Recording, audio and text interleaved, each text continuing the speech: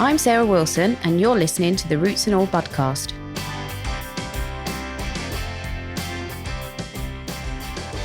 Hello, and welcome to this week's episode of the Bugcast. This is part 2 on this particular topic, so if you haven't already, I recommend that you go back and listen to part 1, which was released on the 5th of March, and it's titled Native versus Non-Native Plants. And I apologise now for my terrible, croaky, breathy voice in that episode, because I was just getting over a cold that lasted a month. And instead, for this episode, you'll have to put up with my terrible nasally voice, because as soon as I shifted the cough, then would you believe it, I came down with a cold. But that's enough moaning, so let's get on with it. So to recap part 1, I was talking about a wonderful but frankly terrifying book by Douglas W. Tallamy called Bringing Nature Home. If you haven't already discovered this book, you can buy a paper copy or the audiobook version, and I can't recommend it highly enough. It's essential reading if you're interested in wildlife gardening.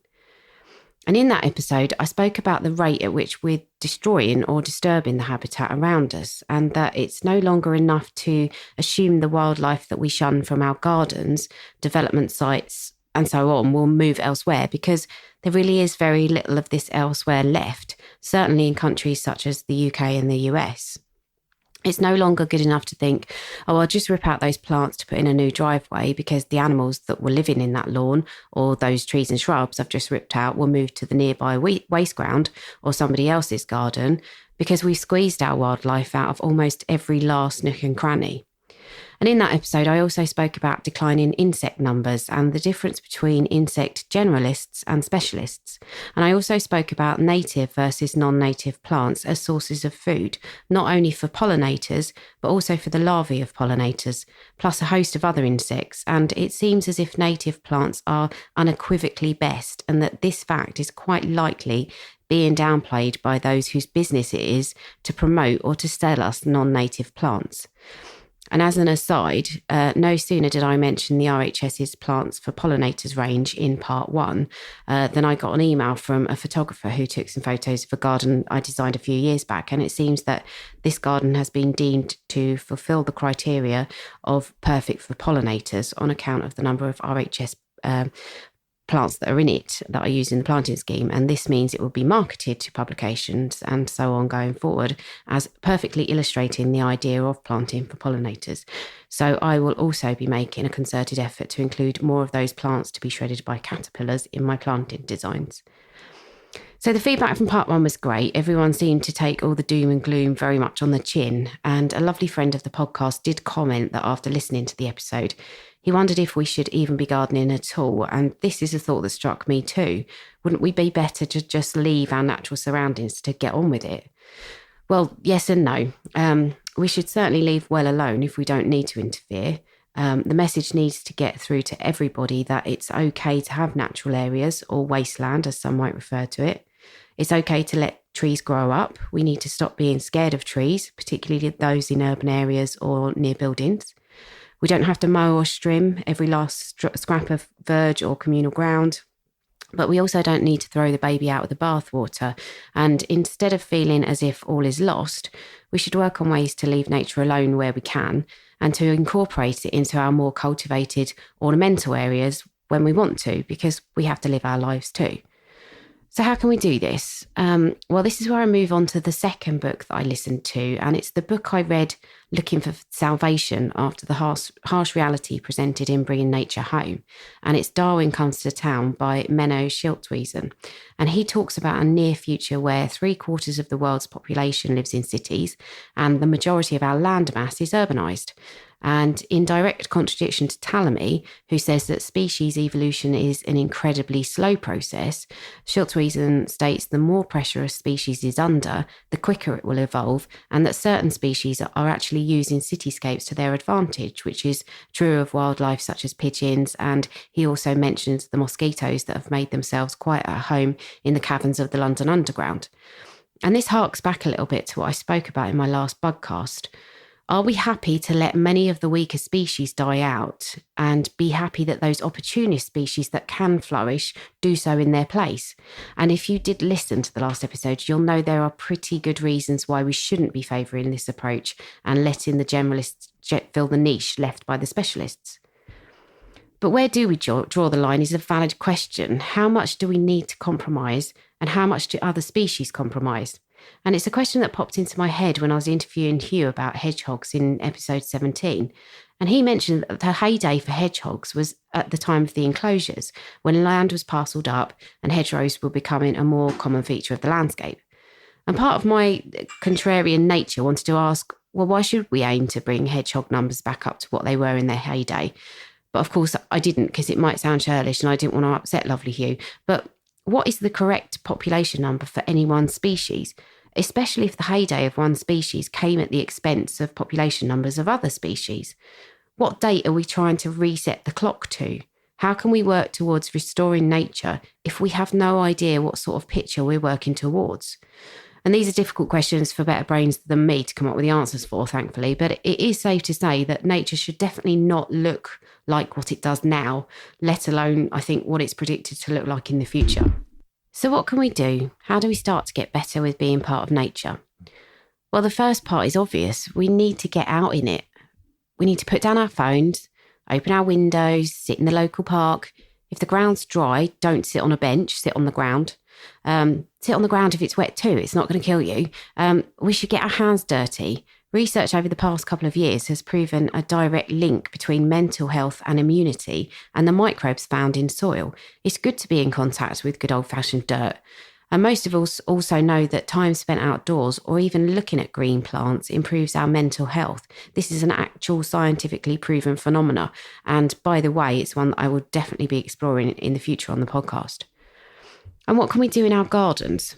Well, going back to Doug Tallamy, he believes there are 4 significant factors that contribute to the insect Armageddon I discussed in the last podcast. This decline in insect numbers has tremendous knock-on effects for whole ecosystems, and arguably 3 of these 4 factors, he cites, can be directly affected by gardeners in some form or another. And so firstly, habitat loss is one factor. And even if we're not directly contributing to this by tearing out sections of our gardens to replace them with paving, we may be buying products that contribute to habitat loss. Do you purchase peat-free compost every time? If not, then you're contributing to the loss of peat bogs habitat. And the second factor is the use of chemicals such as pesticides, fungicides and herbicides. And it's obvious what we can do straight away to help out on that front. But it also extends to the food we buy and the plants and seeds we buy. If we choose organic products as much as possible, we're helping to eliminate the products that cause harm beyond the confines of our own homes and gardens. And the third factor he cites is the importation of non-native plants. Now, I know this is a much more problematic issue, and I don't expect everyone to grow nothing but native plants. As I said, we have to find a balance that allows us to express our own individuality and creativity. And for many people who grow plants indoors and out, this involves a heavy reliance on non-native plants. However, we do need to look at the effects of importing non-native plants without any regard for their impact on our native habitats should they escape our gardens. And let's be honest, many of them do, and with disastrous effects. And this has happened not just in the UK, but globally. Non-native invasive species often gain a foothold where the landscape has been disturbed. Because they have no natural predators, they have a competitive edge over our native plants, and they can quickly take over. And of course, once they occupy the space the native plants used to, then they use the same amount of resources without providing any or providing very little benefit by way of food for invertebrates. And if you want an example of this, just think of Japanese knotweed. So in practical terms, what can we do in our gardens? Well, first of all, there are 1,407 native UK plant species, and we can get familiar with them. And you might be surprised to find how many you already have in your garden, or how many you already are already growing as ornamentals. For example, if you're shopping around for an attractive hedge and you want something that doesn't necessarily provide a thick evergreen block, you could plant for hornbeam, which is really versatile and it's an attractive plant. And of course, if you do want the thick green block, you could choose another of our native plants, the yew. Now, it's not always this simplistic, but I would urge you to take a look at the list of our natives. It's easy enough to find a list online of our native trees, but if you want an illustrated list of herbaceous plants, I recommend checking out britishflora.co.uk. And if anyone wants to share links to databases of native plants in their areas, please send them to me at podcast@rootsandall.co.uk or to one of my social media accounts, and I'll be really pleased to share them on social media and on my website. Plantlife.org.uk also has a list. If you go to Discover Wild Plants on their menu, then click on plant and fungi species. My only gripe with that list is that the plants are listed by their common names rather than their botanical Latin names, and these are useful to know. And as Talamy writes, nobody is suggesting that we rip out our existing plants and replace them immediately. It's more a case of natural attrition. When something dies off, perhaps consider replacing it with a native plant that has a similar form and function. And it's painful, but change is going to start at a small level this time. And it does start with us in our gardens and green spaces, however small they are. We'll have to start examining the implications of everything we do in our own gardens. Do we need to remove that oak tree that is blocking the sun to our lawn? Do we need to pull out that stray plant that seeded itself into a crack between the wall and the pavement? Do we need to keep every last square inch of our paths and paving weeded? Are we guilty of complaining to our council or homeowners association if the lawns and verges aren't kept neatly clipped? Do we need to talk to our friends and neighbours about why they need to be more tolerant of wildflowers and so-called messy green areas? In some areas, it's getting to the point where every dandelion left alone to grow freely will count. Our decisions have that much impact, so we do need to consider them really carefully. And non-native plants aren't going away anytime soon. And as I said, they probably never will. We will always want to garden using them. And the genie's really out of the bottle on this anyway. And according to some studies, non-native plants can extend the season and can feed pollinators at time when natives aren't flowering. But given the weird seasons we've experienced over the last few years, I'm not sure I'd hang my hat on that being a good enough reason to have a load of them, because I think they're probably filling in the gaps when there are no native early or late flowering plants available in the vicinity at the time the study was conducted. So speaking about my garden alone, I know there have been hellebores, ranunculus and ivy flowering since before I saw the first bees emerge. And do we still need to be worrying about pollinators too? Yes, we do. We need to be ensuring that the plants we choose offer at least something of use. So do things like swap out double flowers for singles as much as possible. And following on from the idea of being more tolerant of so-called weeds and messy areas, let's stop trying to cultivate and tidy every last square inch of our gardens. It's okay if you want to garden the area around your back door and nothing else beyond. If you've got a really long garden and you always struggle to keep on top of looking after the end of it, then don't bother. Stick a hedge halfway across your garden and forget the end bit. And this is fine. If you want to stop whatever grows in there from encroaching onto your cultivated section of the garden or into neighbours' gardens, leave a strip around the edge that you regularly mow. It acts like a no man's land for plants, so they can't escape their designated area by travelling. And if anyone tells you that you're encouraging rats, mice, or other stupid things that people say, just smile and nod, because this is something that ignorant people say, and they're the sort of ignorant people who we're trying to pick up the pieces after. And thus concludes part 2 of my Scaring the Bejesus Out of You series. And thank you for listening. I hope I gave you food for thought, and I hope I also scared you a little bit, because I'm scared by what we've done and what many gardeners and those in the gardening industry and the gardening media would have us believe we should still be doing. I realise we're not going to change the way we or other people garden overnight, but at least let's be conscious of the consequences of each and every decision we make regarding the natural world.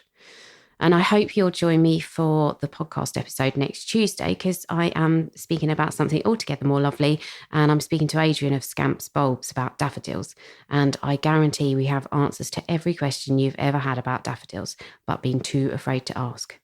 Plus, just to show you how unpredictable and contrary I can be, the podcast that's out in a fortnight's time is an interview with Graham Blunt of Plant Based Nursery in Wadhurst, and Graham specialises in exotic plants.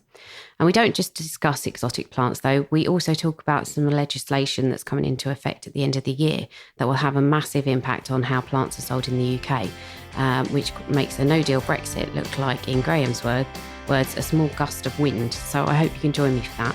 Thanks for listening, and I'll catch you next Tuesday.